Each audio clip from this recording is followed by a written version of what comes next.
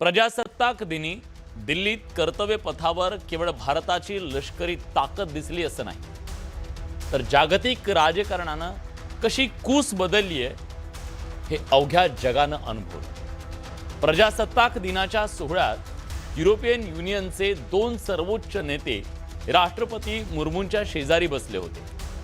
त्यातून जागतिक पातळीवर बदललेलं हे समीकरण अधोरेखित झालं। भारत युरोपियन युनियन मैत्री पर्व। भारताचं अमेरिकेला चोख उत्तर। प्रजासत्ताक दिनी भारताची डिप्लोमसी।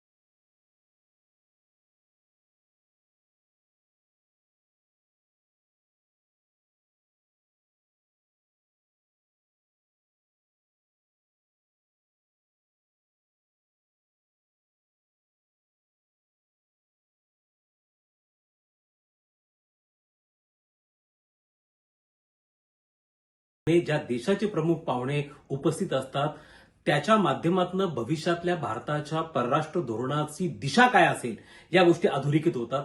ज्या वेळेला युरोपियन महासंघाचे जो जगातला सगळ्यात शक्तिशाली व्यापार गट आहे त्याचे प्रतिनिधी उपस्थित होते, याचा अर्थ भविष्यामध्ये युरोप बरोबरच्या आर्थिक आणि व्यापारी हितसंबंधांना बळकटी दिली जाणार आहे हे याच्यातून स्पष्ट होतं।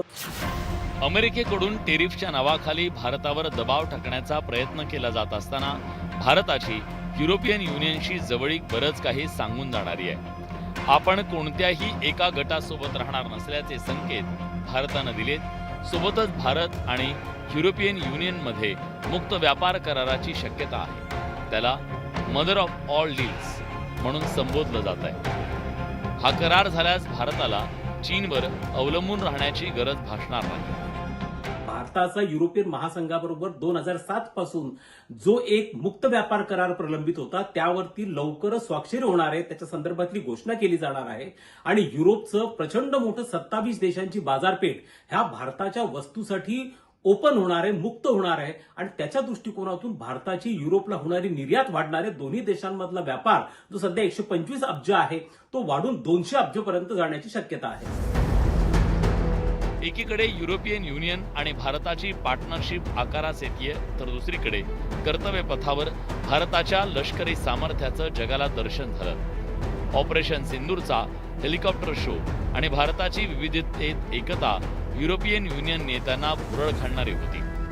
भारत आता केवळ दक्षिण आशियातील एक विकसनशील देश राहिला नसून तो शक्तिशाली देश बनलाय।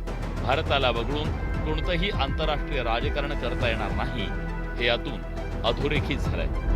Bureau report, news 18 Marathi.